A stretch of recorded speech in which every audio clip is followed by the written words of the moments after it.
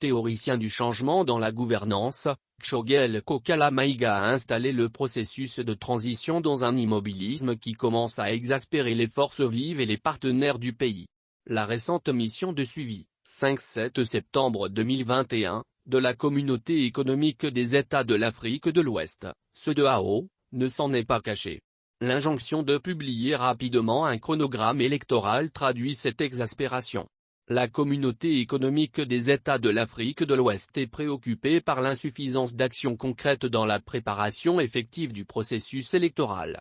Telle est la sentence à l'issue de 3 jours de mission que le président Goodluck Jonathan vient de mener dans notre pays, du 5 au 7 septembre 2021, afin d'évaluer les progrès réalisés dans la mise en œuvre de la feuille de route de la transition.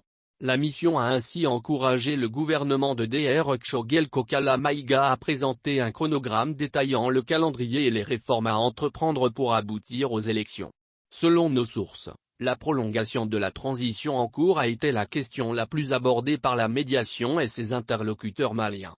Et visiblement les arguments avancés par la partie malienne, qui s'est même attaché les services du shérif de Nioro pour plaider la prolongation, n'ont pas été convaincants. Ainsi, Goodluck Jonathan a exhorté le gouvernement de transition à respecter le délai de la transition, notamment le calendrier électoral. Ce que Kshogel n'a pas dit à ses hôtes, c'est que cette prolongation est déjà actée dans son agenda. Depuis sa nomination, Kshogel est dans le dilatoire parce que le changement est facile à prononcer qu'à mettre en musique. La rectification qui justifie sa présence à la primature tarde à se dessiner. Et cela d'autant plus que, pour lui et ses partisans, les assises nationales de la refondation, ANR, semblent être une panacée qui va propulser le Mali dans l'ère de la gouvernance promise aux Maliens pendant des semaines dans la rue.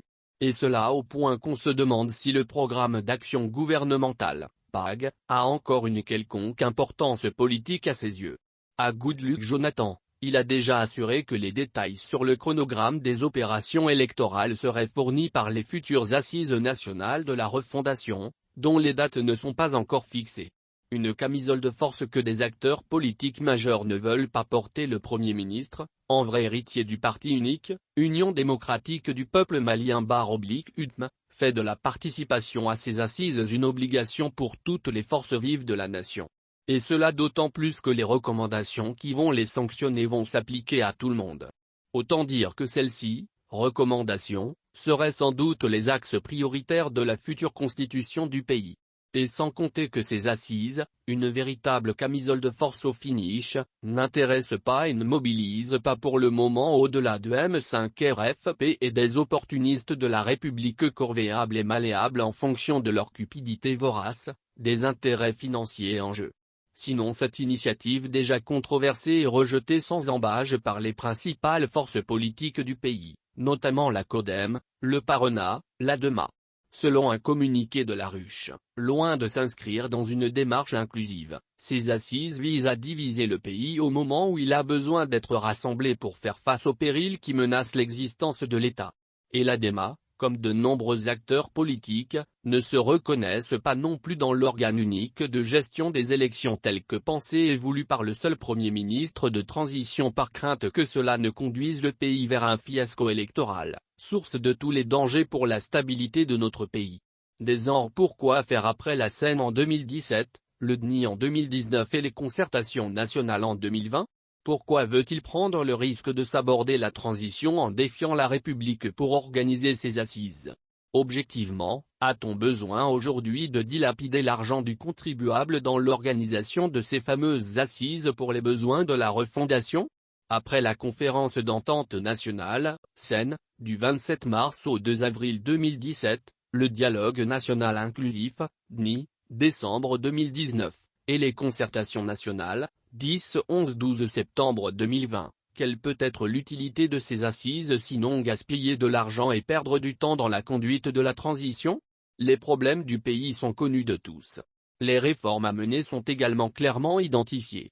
Le chef de gouvernement de transition ne doit pas surtout oublier que son allié, colonel Assimi Goïta, s'est engagé devant la République et la communauté internationale à tenir compte des recommandations du DNI et que les concertations nationales étaient une initiative du Comité national du salut public, CNSP, pour dégager la feuille de route et les organes de transition dans un élan d'inclusivité. Les Maliens doivent être maintenant fatigués de s'asseoir avec des recommandations fréquemment remises en question par ceux qui n'y trouvent pas leur compte personnel. C'est d'un peuple debout que le pays a besoin pour se relever. Kshogel se trompe s'il pense que la confiance des colonels est un blanc-seing l'autorisant à gérer la transition à sa guise au risque de plonger le pays dans une nouvelle impasse. L'inclusivité du processus, notamment au niveau des réformes et la tenue des scrutins, est une condition sine qua non des partenaires techniques et financiers, PTF, du Mali pour bénéficier de leur accompagnement. Et d'ailleurs, lors d'une rencontre, le 31 août 2021, avec la ministre déléguée auprès du Premier ministre, chargée des réformes politiques et institutionnelles, l'ambassadeur de l'Union européenne, UE, a diplomatiquement mis le gouvernement en garde contre la tentation de faire cavalier seul dans ce processus. En effet, M. Barouvri a attiré l'attention de Madame Sila Fatoumata Sékou Diko sur la nécessité de consensus autour du processus, notamment en ce qui concerne l'organisation des élections par l'organe unique de gestion des élections dans le contexte de crise sécuritaire que traverse le Mali. Nous pensons que le message est clair pour qui veut réellement le comprendre. Ses partisans diront que le fait de rencontrer les différentes forces vives est la preuve de sa volonté d'ouverture. Ce show vise juste à se donner bonne conscience. Il pourra ainsi dire aux partenaires qu'il a rencontré tout le monde et qu'il a tendu la main à tous les acteurs. Ibk avait aussi tendu la main à tout le monde pour sauver son régime. Malgré toutes les alertes et tous les avertissements, pour le moment sans frais politiques, Kshogel tient à ses assises comme une panacée pour sa mission de rectification ou comme une bouée pour le sauver du naufrage politique qui le gâte à la primature.